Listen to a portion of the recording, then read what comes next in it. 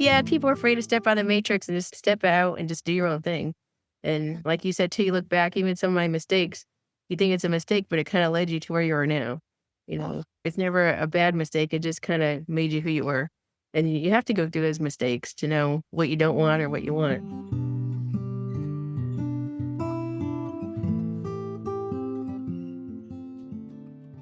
Hi, guys, and welcome to the House Call Vet Cafe podcast. I'm Dr. Eve Harrison. I'm a full-time integrative concierge house call veterinarian in Los Angeles, and I help other vets to build their unique mobile practices on their terms. This podcast is for and by house call and mobile veterinarians, so it is meant to give our community a platform to connect, to share our stories, to lift each other up, and to support each other. Most of us work solo as lone wolves, right? So for me, it's been really powerful to be able to physically hear the voices of my colleagues from all over the world and to get a chance to feel that we truly are part of a community of very real other human beings who get it. While you may be alone in that little bubble of your own vehicle when you're on the road seeing patients, I welcome you to join our community by tuning into our own podcast when you're on your way to your next house call. Whether you're a super experienced house call vet with 30 years of experience, you're a brand new prospective house call vet just looking to get started, or you're house call curious, there will be something for you in this podcast. Each episode, you will hear interviews from other mobile veterinarians just like yourself who are doing unique and innovative things, vets who are sharing their stories, their struggles and challenges, and you can also look forward to hearing valuable information and perspectives from specialists and experts outside of our micro niche. And finally, if becoming a house call veterinarian is something that you've been thinking about exploring, or you're looking for some extra support getting your own mobile practice to feel more profitable and sustainable for you, check out the information in the show notes about my course and our above and beyond supportive private community for members only, plus our monthly group coaching sessions within the House Call Vet Academy. You can also check out my free public Facebook group, which is also called the House Call Vet Cafe, the same name as this podcast, and which is a warm and cozy community for mobile vets to support each other in professional and personal development, in creative entrepreneurship, and in friendship. So thank you guys for spending time with me today. Let's dive into the episode. Okay, everyone, we have an awesome guest today. I'm super excited to introduce you guys to Dr. Rosemarie Niznik. She attended the University of Georgia College of Veterinary Medicine, and then she went on to work as an associate and relief small animal veterinarian in numerous veterinary day practices and emergency hospitals. Sounds familiar. Anyway, she was always interested in alternative and complementary treatments and medications, and she would research and recommend supplements for her patients. And after personally receiving acupuncture and chiropractic treatments for a back injury of her own, Dr. Niznik decided to change the main focus of her career to holistic and integrative veterinary medicine. So Dr. Niznik founded Harmony Rose Animal Wellness, which I've always admired that name. I've seen the name of your practice all over the place, like on social media. I'm like, what a beautiful, perfect name. And she opened Harmony Rose Animal Wellness, a holistic house call practice. And she travels throughout Wisconsin and Illinois to treat veterinary patients in the comfort of home. She's an advocate for organized veterinary medicine. She served as the president of the Chicago Veterinary Medical Association, the American Holistic Veterinary Medical Association, and she now serves as the AHVMA alternate delegate on the AVMA House of Delegates. She continues her studies at the Chi University in the master's program in TCVM, which is amazing. She shares her home with her husband, Chip, and her Bernese Mountain Dog, Arabella, and her rescued cat, Willa. In the winter months, she teaches skiing at a local ski resort. How cool is that? In the summer months, Dr. Niznik stays busy working, traveling to interesting and fun places, and attending integrative veterinary conferences. Welcome, Dr. Rosemarie. I'm so excited to have you. We've been in each other's world sort of peripherally for a while. You had just given a beautiful lecture at the House Call and Mobile Vet Virtual Conference last month, and I'm just so excited to have you here. And I wanted to start out with, what's your favorite snack to eat in the car? Well, thanks, Eve, for having me here. I'm happy to be here.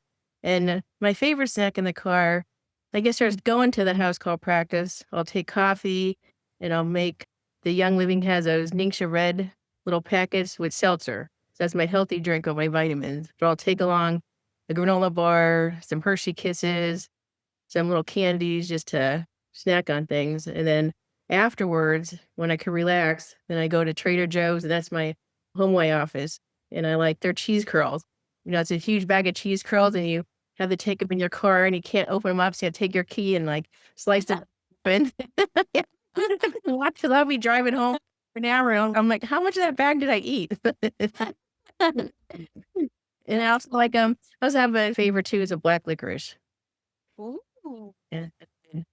Oh my God, I have so many things to say to that. So at first I was like, oh, you are a real sweet tooth person like me. Like, always chocolate in the car. But then I was like, oh, you've got a savory part, the cheese curls. Yeah, the salt chocolate. So then, then if you get the caramel chocolate, like salted caramel chocolate, that just does all the food groups. Perfect. And then also it's like hilarious. Like just yesterday I was on house calls and I had to pee really bad. So I pulled over so I could go in a Trader Joe's to pee. They have a good bathroom. They have a good bathroom, right? And like I actually asked my client, I was like, I'm running a little bit behind. Do you need anything? And she was like, yeah, can you actually pick up some marshmallows and paper towels? I'm like, yeah, sure. I always try to go to the restaurant in secret. I never thought to ask a person what they wanted. So funny. So can you tell me a little bit about how you became a house call vet and what your journey was like? We heard a little bit about that in your bio, but I would love to hear a little bit more about Harmony Rose. For such a beautiful name for a practice. I love it. Yeah, I kind of had analysis paralysis on the name. So, but I guess if you want to have a perfect name, it takes some time. So I worked a lot of practices. I moved a lot in my life. And so I kept changing different practices. And at first it was very stressful to find a practice you like, but then get burned out in it and then have to find another one.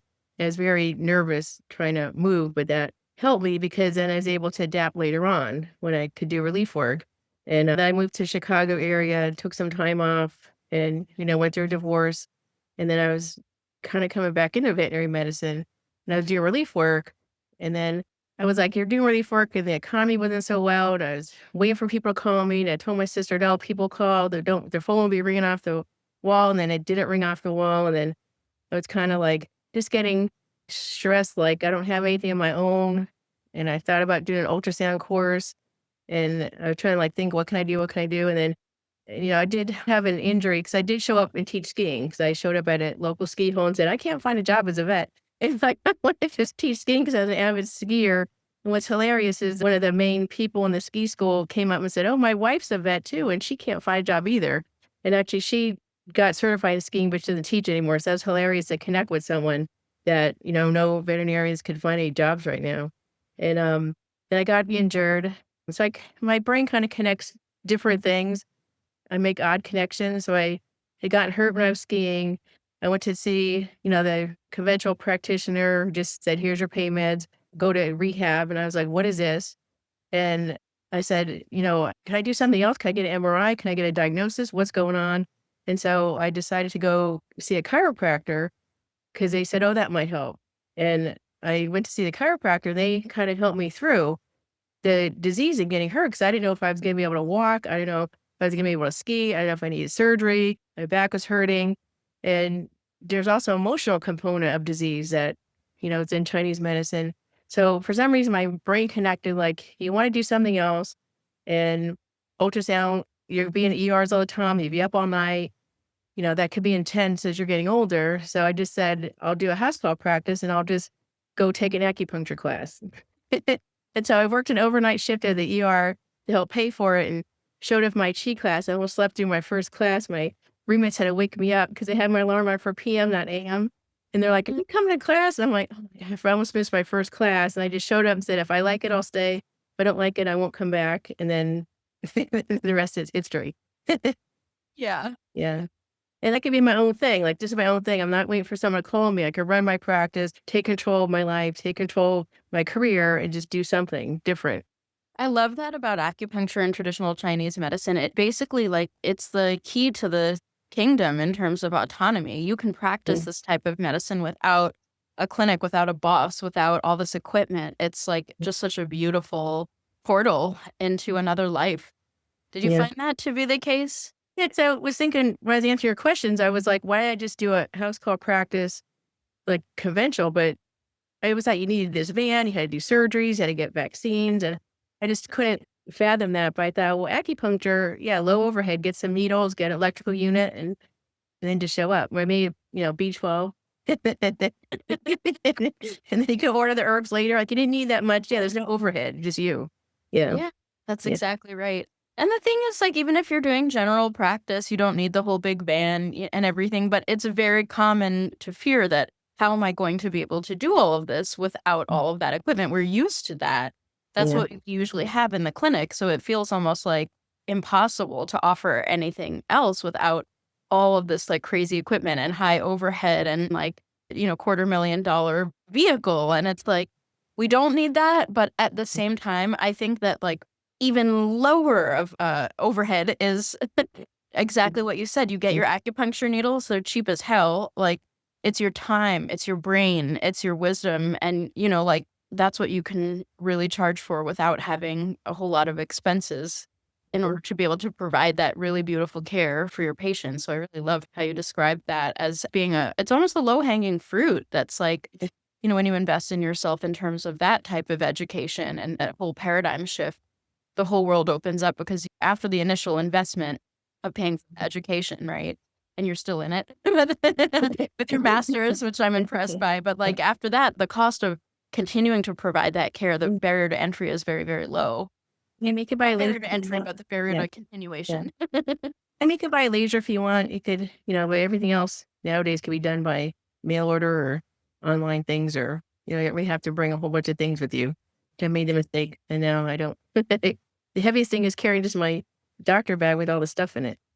Right. Yes. That's right. What kind of doctor bag do you have? Now I'm just curious to ask. But actually, it's funny. It's Hopkins. It's my client said that's his name. It's like the nurse bag. It's a long brown. It says Hopkins on it, and it's a nurse bag. Because at first I carried a little tiny doctor bag and maybe a backpack, and then someone mentioned that somewhere I got this bag. It's kind of nice. There's a couple different pockets, although the shoulder strap kind of got frayed, so I have to carry it, and that's real heavy. I need another shoulder strap.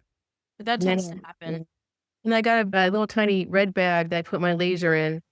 It's just a handheld laser, and it's like one of those tote bags from Veterinary Apparel catalog, and put my name on it. So I carry that laser separately. Love it. Yeah. So I take two things, put my wallet and keys in the doctor bag, and then carry a laser bag separately. Mm-hmm. Before I said like take like a backpack and this tiny doctor bag and then a bag of supplements and a bag of other stuff, and I'd come in people's house like 4 or 5 bags, and it spread things all over their house. And it take you like an hour to get everything consolidated. Now I'm very like concise, and I keep things just Nice. me. Yeah. Love it. Yeah. Love it. I'm kind of like that, actually. I'm inclined to like sprawl out all my stuff. Like I use my husband's old camera bag that has all these little compartments for different lenses and this and that. And I found that really helpful for me to like separate different aspects because I'm doing, integrative acupuncture laser and then a little bit of the general stuff as well. So I have like my little otoscope and, a few slides and some Q-tips and some Claro and, just like a few little things. And it all fits in this. It's like this big. It gets a little heavy, but yeah, like old camera bag just really helps. And then I'm all over the place. Like I have a radius of like several feet around me of all my stuff that I've unpacked. And I have to have a tray to keep them confined in a tray. yeah, I might need your guidance as far as being more concise. Like I could see your wisdom there helping me. But on the subject of kind of pivoting and shifting the direction, we had talked a little bit. I know that you are on the cusp of concierge practice, and that's sort of appealing to you. Is that right? That's the direction you're looking at. It's appealing because when we talk, it seems like I'm almost doing that. Like you're offering your services to clients and tell them, or I'm a different kind of doctor. You could call me for help, or if something's wrong with your pet, you don't understand what your conventional vet told you. Just any questions, you could call me. I'm available to you. Don't be afraid not to call me, or send me an email or text me, and then I could read your blood work, help talk you through things. So it seems like I was already kind of doing that, but not really marketing myself as that. Just telling people after they saw me, I was saying, oh, this is what I do. But I wasn't really putting it out there first. So that's kind of exciting because my practice is 10 years old, and things kind of fall by the wayside. I try to do everything, sell supplements and maybe do some vaccines, and you try to add a whole bunch of things in, and you have all these supplements or products, and you're like, okay, don't do that. And then you kind of take it all on, and you say, no, I'm not doing anything. And then I think you just get a little stagnant, and you just need some help. And how can I revive this or change it or just add something to it? And then maybe, then if you market it, that way is it's, it's a concierge practice and it's high touch practice and then not that many clients because I have gotten a lot of clients when you just feel like there's just too many. So it's nice to be able to work with a smaller group of clients and get to know them, very closely, in depthly, which I enjoy that. I remember a lot of my house call clients are really good friends.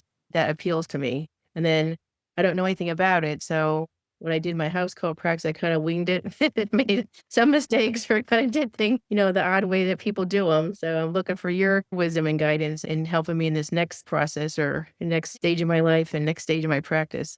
I'm so excited about this. For those of you listening, Dr. Rosemarie is in our next group of the Concierge Vet Mastermind. So we're going to take some next steps. And it's very, very common what we just heard that you may actually be providing concierge level of service, but not monetizing it or not having the structure to be able to present and market it as what it is, and therefore charge the kinds of prices that reflect the work that you're actually doing and the amount of effort that you're providing, the availability and things like that. So I'm really, really excited to work with you. And I think it's amazing because you essentially are doing concierge level care. Now we just need to put the cherry on top so that you can market it that way and make a good living doing so. Right. So it's very, very exciting. Yeah. So my next question is, I know that you're really passionate about a holistic integrative care. You gave a beautiful lecture during our conference. Can you tell us a little bit about what you spoke about? Like, give us a little taste of the tea. Give us a little bit of the spill the tea. What was your lecture called? Remind us. Okay. The thing was always, well, it was a funny thing was like to have a cup of tea with a client and then, get paid your house call fee. But then, the scientific thing was using herbal teas and holistic teas and house call practice. And that was a great thing to talk about because when you're in a conventional practice, you tell people you go home and use tea and make this tea and give it to your dog or put it on their skin or do something with this tea. And, people look at you and they're like, yeah, okay. But in the house call practice, you can actually bring the tea with you and show them how to make it and then show them how to use the green tea to wipe their dog's paws off or put on their itchy skin. And so you can actually show the clients how you're using the tea. And tea is readily accessible. They can get very holistic tea if they want to and tea leaves and the organic tea, or they could just go down to, Trader Joe's and just get some Trader Joe's organic tea or healthy tea and make some tea. Just accessible. And it's something that everybody has, everybody drinks. So why not use it to your benefit, your pet? Mm-hmm. It's Absolutely. just kind of fun. And I learned a lot how to make tea. I have my tea kettle up there. So I wanted one of those. So I make some tea, and it's funny how you start with tea bags, then you go to loose tea, and then you go to organic tea, and then the healthy tea, and it's just fun to play with tea. It really is. So many flavors and so many medicinal functional benefits that you can get from tea. I've have all these mushroom teas. I have oh my gosh, my favorite one. I wouldn't use this medicinally for animals because I'm not sure about that. But there's an Amanita muscaria that's the red mushroom with the white polka dots, like the Alice in Wonderland one. There's a tea that I have that's made of that and some other dried fruits, and it's absolutely delicious, very, very calming. But I'm curious, what's your favorite tea to either drink for yourself and or to use for animals? What's your favorite? What are your two favorites in each of those categories? I like Earl Grey, and if you can find it, Lady Grey. So I can make my own Earl Grey by making Earl Grey and then putting lemon in it or an essential oil lemon drops. And then it's a neat thing to do. And then I put the brown sugar, the Turbano brown sugar. So I have to have the sugar. Honey's kind of a little funny. So I should honey would be healthier. So I like Earl Grey. That's my go-to tea. And it's hard to find decaf. I usually have caffeinated one.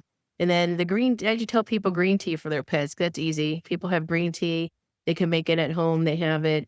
And they could use it on their pet's paws for allergies, wipe the face off, wipe the paws off. Rinse them with green tea. And then you can put it in their food too, even for anti-cancer benefits. But you just have to watch the caffeine or just get, uncaffeinated tea. Oh, fantastic. For a while, I was on a kick of have you heard of golden seal tea? Compresses golden seal? No. I can't remember where I read about it, but I think it's good for compressing eye issues. You have chrysanthemum or something. Yeah. Yep. Yeah, so you can make a tea bag or get the tea bag or make the tea and put a cloth in it for the eyes. Yeah. Mm-hmm. Then you can have your dog drink it too, because then it can help the eyes that way.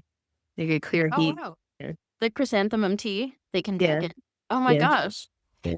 Chrysanthemum tea is absolutely delicious. And the reason I know this is because when I was in high school, one of my best friends at the time, she's Taiwanese, she had these little like boxes of like boxed chrysanthemum tea. It was sweet tea. And she would always give me some of hers. And I would just like drink that thing in like less than a minute. I'd be like, this is so good. So when I think about chrysanthemum tea, I always think about her and those little boxes, like the pre-pack where you like poke the straw through the little aluminum there's one of those hole. boxes. So good. Like little kid boxes. It was like little juice boxes. Like, that's what it was. It's like chrysanthemum tea with, Chinese writing on it and everything. Like there wasn't a word of English on there. I just knew it was chrysanthemum tea because she told me. For dinner, I think it helps like clear their digestive system. That's amazing. Do you have any other, I've had people do like a black tea compress for like hot spots and things like that. Yeah, Or can you use green tea again for that same thing? So, no, it's just a little, it's not as strong. And then the green tea has all the antioxidants in it. And then, so black tea, I guess there's a lot of tannins. It could be tannins. It could be more drying in Chinese medicine, help dry it out if you did have a hot spot. Yeah. But to have them drink it, the dog might not like the black tea. It might be too strong. Yeah. Yeah. I've never had an animal drink tea before other than like, anything that's caffeinated, I would be scared, I guess. But I think you're right. Like as long as you get decaffeinated or very, very weak. Weak, or just try a little bit, just a small dose. And they just put it in their feed. So you just mix it with their feed. You're making them like a bone broth or mix it in a water bowl, or if you have kibble, put some green tea. Don't use water, do some green tea with the kibble. That's awesome. Dogs can drink anything. I used green tea and supplements before for them. Yeah.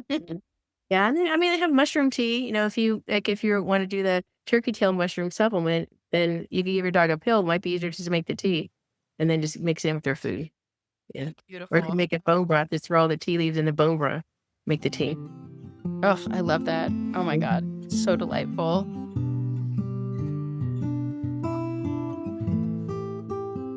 Hey there, it's Eve Harrison. There's a question that I get from veterinarians all the time. How do you do concierge practice in your house call vet practice? Another question I get is, what is concierge practice? So the term concierge definitely gets thrown around in a lot of ways that are different from what I mean. But for me, I'm a house call vet, but as a mini micro niche within house call vet practice, I specifically have a concierge practice. So among other features, concierge practice functions as a membership container, but that's not the only thing that makes concierge concierge. What concierge practice really means for me is that I run a thriving, fully self-sustaining house call practice where I see way fewer patients. I earn income that is way more aligned with my actual effort, my skills, and the super thoughtful heart and soul that I put into my work. And the best part for me is that my client base is perfectly curated. I legitimately love every one of my clients and patients. And as a result of me not being burned out or resentful and feeling secure in my income and the energetic exchanges occurring between us, everyone involved receives the thoughtful, comprehensive care that they deserve, including me. And I actually have time and energy left to be my whole self rather than being defined by my career only. My Concierge Vet Mastermind program gives you everything you need to build a sustainable practice that honors both your calling as a vet and your ability to live a balanced, fulfilled life. In just 6 months, I will personally guide you through my Compassionate Concierge method with exclusive on-demand training, along with private coaching and direct text access to me as though you were a member of my actual concierge practice. So you get to feel what it's like to be a client in my own concierge practice. You'll learn exactly how to structure, price, and market your services while skillfully and compassionately honoring your own boundaries. Plus, you'll join a super intimate community of like-minded veterinarians who are transforming their practices right alongside you. Do you want to learn a little bit more about what concierge vet practice is and if it's a good match for your goals before you commit? If so, check out my free Concierge Vet Starter Kit. Both links are in the show notes for you. Welcome to VetMed's best kept secret, and I'm sharing it all with you. I can't wait to see you inside. So Yeah, thank you for that beautiful lecture. A lot of people loved it. I got a lot of positive feedback. I had you close the conference with that lecture because I was like, "Oh, this is going to be a good one." And people really did love it. So you did a beautiful job. Thank you for that. How did conference go for you in general? Good. It was nice. You come to a conference, you're like, oh no, here's a conference, and you're watching lectures, and you're running back and forth, and you're trying to do different things, and you're trying to figure out what lecture to go to. But then your brain kind of calms down because you have a lot of lectures talking about like mental health or how to be calm or what's a safe space. So like the energy of the conference kind of brings you into a calming experience. I was a little hyped up on Sunday because I had a talk, but I Yeah. was,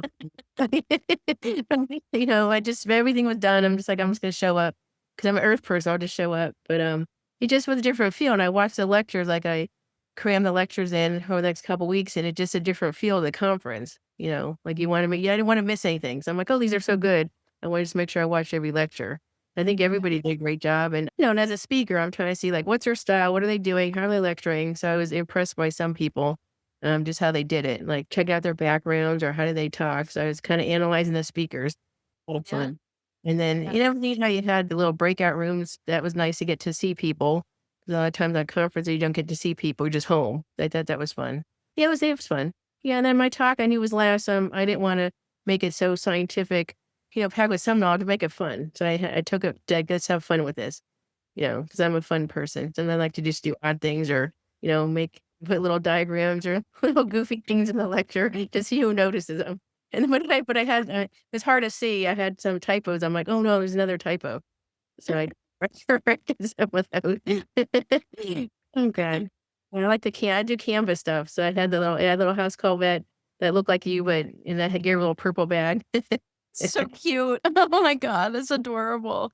I haven't yet had a chance. I'm still like kind of wrapping up like the logistics. Like even a month later, there's so many things to do. And I haven't had a chance yet to watch any of the lectures that I wasn't present for, but I will. And I'm so looking forward to it. And I think that's adorable that you put the little like blue blue thing in there for me. I know you mentioned that and I cannot wait to look at it. And yeah, I heard so many good things about this lecture and I just like literally cannot wait. And I'm sort of trying to like eke out details from you right now. I'm like, what did he say? I emailed the notes. You can read the notes. I wrote notes. Yeah. So, okay. Yeah. Well, no, I Yeah. want to watch it. I know. I'll read the notes, but I also definitely want to watch it. I know this one's good. I know it's super good. Amazing. And yeah, I know it's such a different experience when you're the speaker. Your Yeah. head is in a different place. You're prepping for essentially a performance. And yeah, I mean, it's very interesting hearing a lot of the testimonials come back from the conference of what people experienced. Because, as a speaker, you're performing and you're trying to make sure everyone has a good experience. And you don't get, you do and you don't quite get to have the full experience of receiving, Yeah. because Yeah. you have to be on. Yeah. Yeah. He said the one. But I was glad I was last. 'Cause if he put me on in the morning, I'd have been still half asleep. I'm like, oh my God, I'm still half asleep. My eyes would have been like really tired. So that was better. Later in the day, I had more caffeine. Same. And those are very speakers. You had a lot of TCVM in there. You had a lot of, medical with the bladder and the emergency and house call vets. And so there's conventional and alternative medicine there. And then I like your conference because there's a lot of like mental health and emotional support. And just even talking about that because sometimes you don't really talk about that in vet medicine in a conference, or there's just a few lectures in the side, or it's not how you bring it like front and center.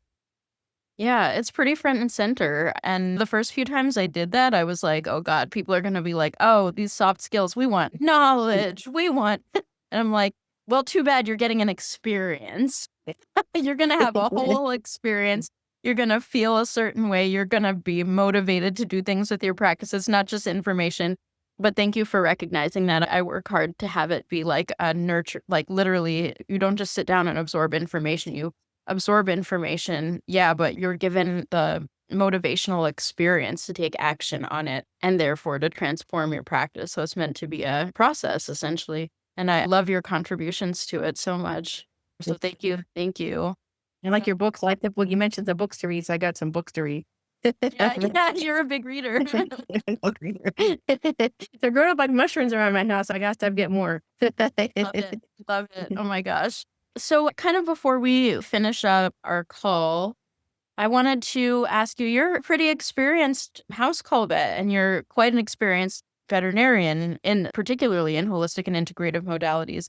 Do you have any wisdom that you'd like to share with someone who might either be starting a house call practice, or maybe is looking to pivot as well, or maybe is in the early stages of their new house call practice? Any wisdom that you might have to share? Yeah, just go for it. Sometimes we try to be perfectionists as vets, not make any mistakes, but you procrastinate and then you get in this. My one friend said you have analysis paralysis where you just have to analyze it. And in my practice, I took the class and I spent a couple years learning the acupuncture points. I was so terrified I didn't know where they were, and I'm not going to know how to do them in the house call, and I'm going to look stupid. So I had cheat sheets, and I practiced at a shelter because I figured, how could I practice doing it? So I went to a shelter and practiced, and then the name, I had to think of the name forever, and I went through a couple of name changes, and you look for the perfect name. It's, do you name your practice what it is, or do you name it what you want to name it? And then people figure out what it is. So I named it Harmony Rose Veterinary Integrative Services. And then the guy at the bank said, that's way too long for your checks. So then I changed it. And it's Harmony is for my husband's a musician. And then my Bernese Mountain Dogs are from Harmony Breeders. So that signifies dogs that I've had. And then Rose is my name. And then I said I want to project wellness. So Harmony Rose Animal Wellness. So that took a while to put in your head. But you don't even have to have the name. Just start under your name and just show up at people's houses. One client said, I don't care if you have a logo. I don't care what your name is. I just want you to come here and treat my pet. And then, just start doing it. Do your homework. Go to Eve's website. Talk to other house call vets. Just get a bag. Just take a backpack. You don't need a fancy bag. And just take your acupuncture needle. And just, the first few clients, you're going to still figure things out. You're spending a lot of time there. You're probably not going to charge enough, but you just have to start doing it. That's what I was going to say. Just do it. Don't get paralysis. And then also give yourself some time, which I kind of keep myself way too busy. Give yourself some time, do your paperwork and to do your checkbooks and balance things. And also give yourself time to just think, where am I? What am I doing in that, not urgent, but I kind of have to do this or think about this kind of thing. Or give your brain some time off to think, where's my practice going? Because sometimes I was just busy. And then a couple months later, you're like, wow, what happened? And I'm supposed to work on a logo or do this or do that. And you just, I didn't spend time in analyzing the practice, but you can go.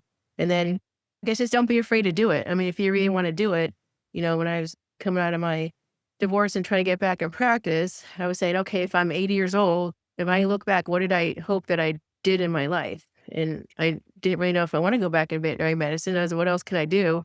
So I was like, well, if I'm 80 years old, I'd be upset I didn't try to get back in practice. So just try it. And then, do I really want to take this acupuncture class? And then sometimes you feel it I think people, in your group and my group are intuitive, where we feel it. We're like, no, I think someone's calling me to do this. And even your concierge practice, I was like, no, because I know you've had the house call practice course. And I thought, well, I've done it. I don't know if I really need to do this. And then something just said, no, you need to, the universe saying, you need to take her concierge. The universe brought us together and you need to do it and don't worry about the money. You'll get the money. Just take the class. And if you don't do it, I'd really like to take it now. I'm a little busy, but I think I'll be more ready in October or whenever it starts again. But the universe calls you over there. So if you feel like you have to do a house call practice, just do it. Don't analyze it. Just, get some advice, get a bag, maybe go to some clients that you trust or your family members or your friends do acupuncture on their dog and say, hey, pretend you're a client. I'm going to come to your house. And because I had to learn how to be physical in someone's house. Where do I put my bag? Where do I take my shoes off? Do I spread all my stuff over their house? Do I put things over here? Do I ask them to go to the bathroom? Do I ask them for something to drink? It's just hard. How do you come into their practice? You greet them and then it's just fun. You just never expect what's going to happen. People offer me tea and they say, no, you can use my bathroom. And they're trying to pick up my, I keep put my needles and stuff in little baggies. I want to get stuff over people's house. They're like, oh no, I'll take your trash. Don't worry about it. I'll carry your bag out. So you just meet so many people that helped you along the way. Yeah. Oh, that's such beautiful advice. There's so many gems in there. And I'm so glad that the universe brought us together too. There are times where you just feel the pull. And I think you're right. We tend to be intuitive people, especially if we're in the holistic integrative modalities, even if not, like we're animal lovers, we're people who work in the subtle language of animal body language. And so sometimes it's a matter of just listening to your intuition and trusting it. And I love that timeline work that you did, that imagining yourself at the age of 80, what will you at that point looking back, like we go back and forth in time, what will I have wanted at this point? And, you'll look back at the return on investment, you'll be like, oh my God, investing in this program brought me this, and this financial freedom. And now I'm here 80 years old as a result of this. And so you sort of play with the future and you can play with the past as well. But I do that a lot when I'm making big decisions, like when I'm 80, 90, even in 10 years, 5 years, looking back at this time when I was the age that I am now, what will I wish I had done, or what will I be grateful that I did do? And what investments and in time, finances, just emotional energy. And that helps me make decisions as well. I was actually just on the phone with one of my best friends. She's probably listening to this right now, and she'll know who she is, trying to make big decisions about where to go with her veterinary career, feeling burnt out and feeling like maybe acupuncture is going to help set her free. And I'm encouraging her because to me, it was really life-changing. It's a whole new paradigm. It lets you get out of that sort of rigid thinking that sometimes can show up in the Western medicine world, not even the medicine itself, but the structures that surround Western medicine. It can become very rigid, and there's a sense of right and wrong, and it's not really tapping into the intuitive nature that most of us have, actually, available to us. It's very, very angry. Yeah. Yeah. Yeah, I wish in the past I had more fun, though. Look at when I was younger, I'm like, I should have had more fun when I was younger. But yeah, it's neat to look back and look forward. I did advise some of my friends at the ski who I teach at, their daughter just graduated vet school, and she's out of practice, and she's been there for a year, and she's like, left surgery, and then they don't know where she's going to go because she's feeling a little pulled to have a financial goal. And I said, tell her to just work 3 or 4 years, and tell her to stop and then just go get her own business, just be a surgeon. She doesn't have to get her own practice because she's stressed out of getting her own practice, and she doesn't need that. Tell her to call me when she wants to leave because she could just be a traveling surgeon. I mean, there's many things she could do. So she has to call me because she's not thinking out of that box. She's trapped in that new grad brain. I need to have a job. I need to have a practice. I need to work somewhere. And I said, you don't. You should just do whatever you want. Yeah. Freaking brilliant. Yeah, that new grad brain. And I mean, it extends for many years for a lot of people that we're in a box that we realize you actually don't have to be in. And yet the illusion is that you cannot step off the matrix. You are in the matrix, and this is life. There's no other choice. I always talk about it as stepping off the matrix. That's like absolutely what people like you and I have done. Right. And I think anyone can do it as long as you recognize you're in the matrix to begin with. Right. That's my favorite movie, The Matrix. And then I didn't understand it. Once he explained it to me, I'm like, I get it now. Yeah, it's a good analogy. Yeah, people are afraid to step out of the matrix and just step out and just do your own thing. And even like you said, too, you look back, even some of my mistakes, you think it's a mistake, but it kind of led you to where you are now. It's never a bad mistake. It just kind of made you who you were. And you have to go through those mistakes to know what you don't want or what you want. So wise. Yeah. And some people they're afraid to step on the matrix. I see people and, they're working in a full-time job or part-time job and they're just afraid to step out. And I'm like, just step out, just try it. You can always go back. Like you step back, you're stuck out of the matrix forever. You can always go back to the matrix if you want. The matrix is there waiting to suck you back in. Don't worry. You will always be able to get back into the matrix if that's what you want. You feel comforted by it. You can go back in. Yeah. The matrix, it'll be there like a net waiting to catch you should you decide that you want back in. But anyway, Rosemarie, thank you so much. This has been such a delightful conversation, as always, with you. And I'm so excited for our upcoming collaborations. I'm so excited to watch your practice blossom into a full-on concierge practice and to work with you more intimately. And just thanks again for your contributions to the conference and to my life. You're a wonderful human. Yeah, I'm looking forward to speaking next year and looking forward to attending your retreat, mastermind. And yeah, we're going to work together. Yeah. I don't know. I put purple in my hair. I know if I'll put blue in my hair. Please do. It's very interesting. A lot of specifically house call vets have started turning their hair blue and purple. And I'm like, let's just have all of us, like, just go in on it. You should do it all for your conference next year. Well, I think you like to live out of the box. So you want to do things that are just different. And what can I do, to not be, because I follow the conventional route where you cut your hair and you had your hairstyle perfect. You had the makeup and the curled hair and you can only have so many earrings on each ear and you can only have so many rings. You can't paint your nails certain colors. So then it's like, yeah, I think I'm a product of the 70s. Just Yeah. go back to my hippie roots. Go back to your hippie roots. Like, screw blue and purple. Like, get the rainbow going. Like, that's what I got. Like, it's like business Yeah. in the front, party in the back. You have that same vibe. I know it. So, like, bring out the inner 70s flower child, or that's 60s, right? But Yeah. And I think that's what we do is we keep going. A lot of people are looking just to retire. How can I get out of here? I hate going to work, and people who do house calls or, integrative or holistic medicine. We don't want to stop. I think it just revives their career. I don't know if I would have survived this long. same. I mean, if I survived, I probably would have been happy. Yeah. Yeah, absolutely right. Absolutely. So, just in conclusion, do you have a favorite beverage while you're Yeah. out to the cafe? What can I bring you for your No, order? I love this question. I like cosmopolitans. Mm. Yeah, Cosmo. Yeah, Cosmo. All right. If you don't have a Cosmo, I'll take a glass of Cabernet. All right. Have it one. We'll double fist it. One Cosmo, one Cabernet coming right up. Yeah, I love that. I love the cosmopolitan glass. The glass is just awesome. Yeah. That's the whole thing of it. Anyway, thank you so much, Dr. Rosemarie. I'm so grateful, and we'll talk soon. We'll talk soon. Thanks so much for having me. I appreciate it. Yeah. Look forward to working with you and seeing you in person. Same. Thank you so much for listening to this episode of the House Call Vet Cafe. If you enjoyed this episode, then hit the subscribe or follow button on Apple Podcasts, Spotify, Google Podcasts, YouTube, or wherever you listen to podcasts so you never have to miss an episode. This podcast is made specifically for you, so don't be shy if you'd like to reach out and let me know your thoughts on this episode. You can find me on Instagram and Facebook as the House Call Vet Academy, where I also share more valuable content.